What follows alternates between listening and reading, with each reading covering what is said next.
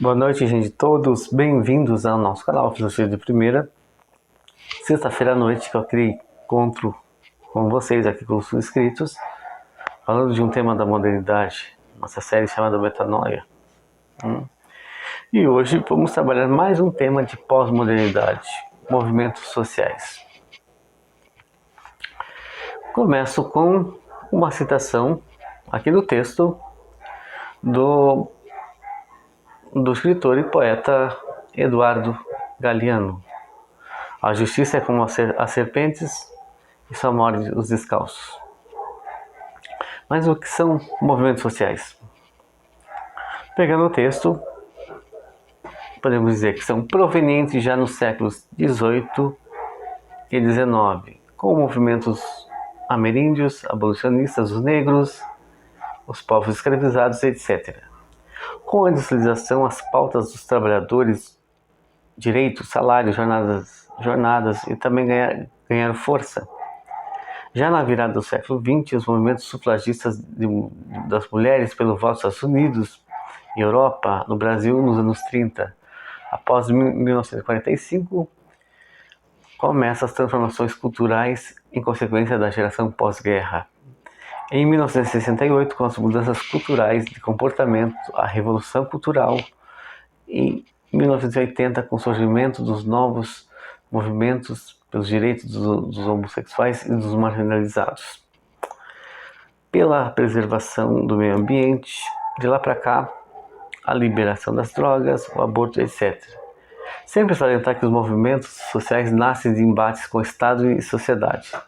Sempre remontam a alguma forma de impacto social, econômico ou ambiental. Sempre unidos por pautas progressistas e seus direitos como justificativa. No Brasil, existe forte atuação no campo pelo MST, que luta pela demarcação das terras, nas cidades com movimentos dos sem-tetos, os grupos ligados à preservação do meio ambiente, como o Greenpeace, aqueles ligados ao fim da violência, ao fim da campanha pela campanha pelo desarmamento, como o Instituto Sou da Paz, e o movimento LGBTQIA+, que luta contra a violência contra os homossexuais.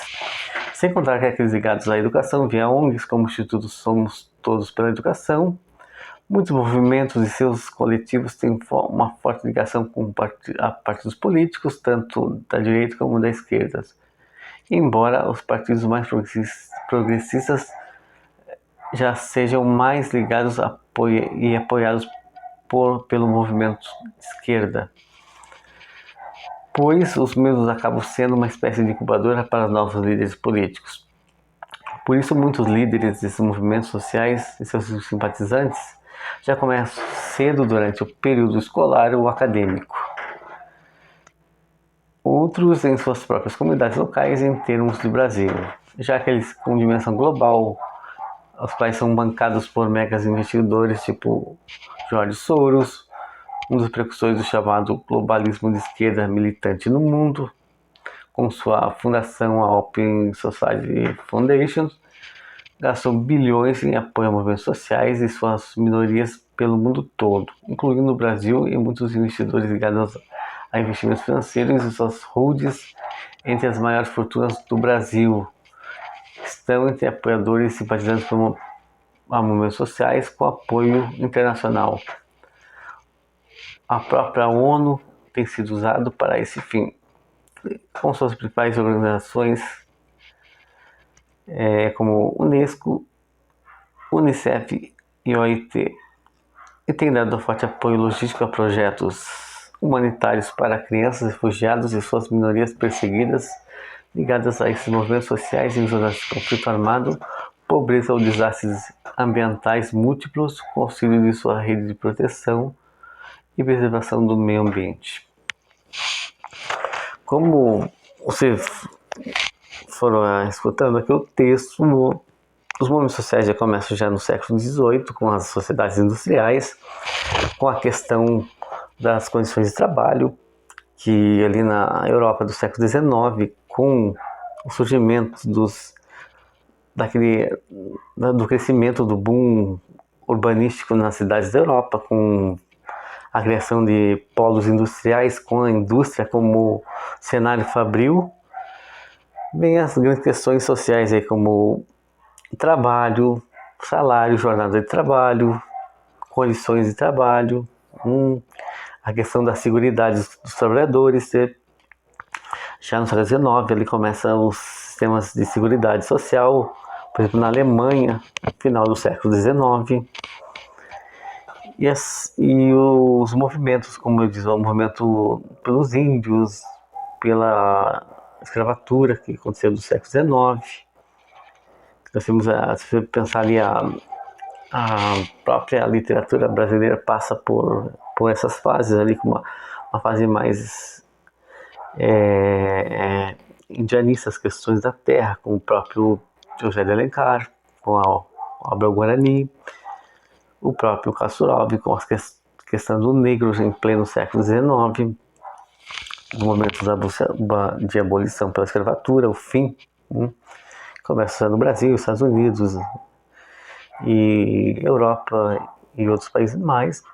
Então os movimentos sociais começam a ser das próprias sociedades industriais do século XIX, que vem até os nossos dias de hoje. Como nós temos ali a atuação no campo, ali como a MST, outro Via Campesina, outros movimentos e ONGs que defendem essas pautas pela questão da terra, o Greenpeace pelas questões ambientais. Nós sabemos que temos num período aí nós estamos numa realidade aí de grandes transformações climáticas, então a preservação pelo meio ambiente tem ganhado uma forte pauta, né?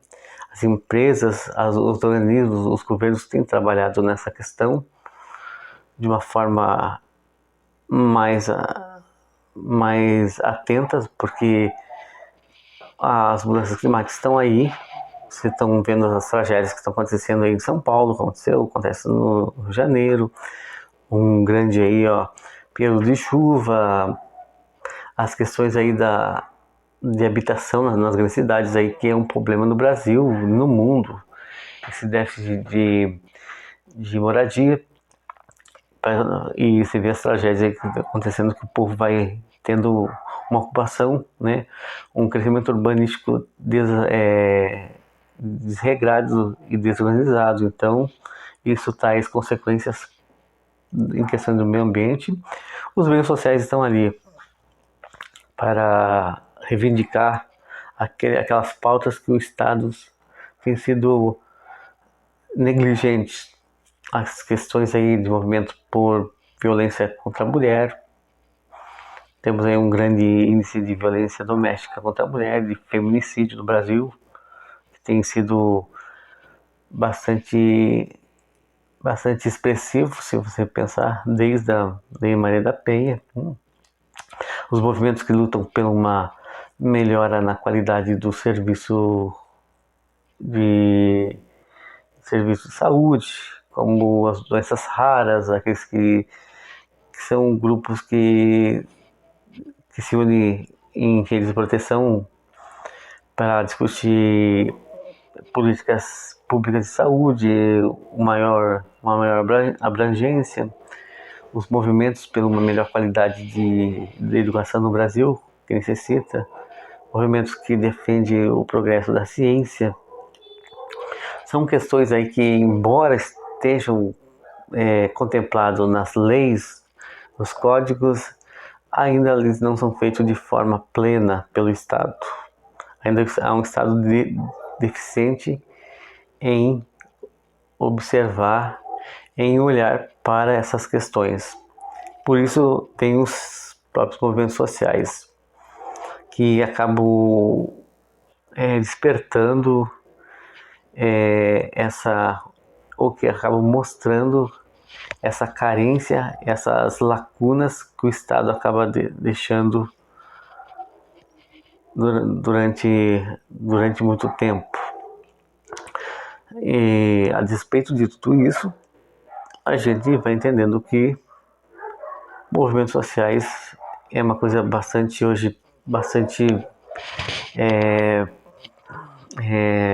expressiva no nosso tempo.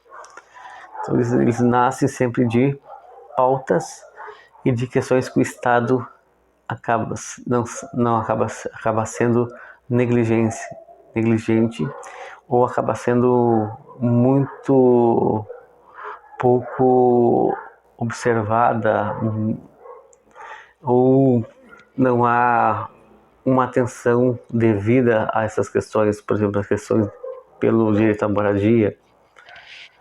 Há um déficit habitacional no Brasil, nas grandes cidades. Há uma questão aí pelas questões aí da pobreza, da fome, de famílias que perecem, que não têm uma refeição. A questão de uma agricultura sustentável, sem o agronegócio, sem produzir, sem agredir o meio ambiente. A questão das florestas são questões que movimentos sociais, muitas vezes apoiados por terceiro setor, por ONGs, por partidos políticos, historicamente, que acabam tensionando essas questões de pautas não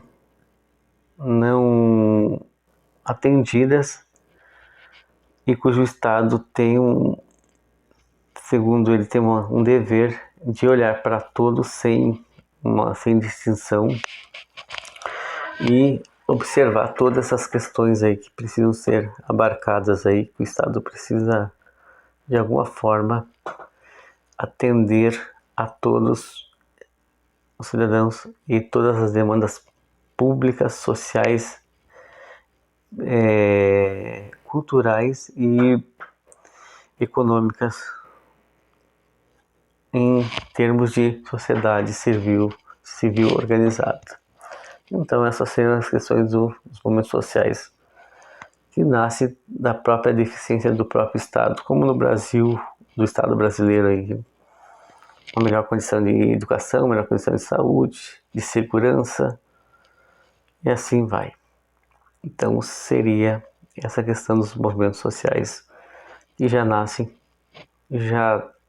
lá atrás por as grandes transformações sociais e tecnológicas a partir do século XVIII, XIX até os nossos dias de hoje.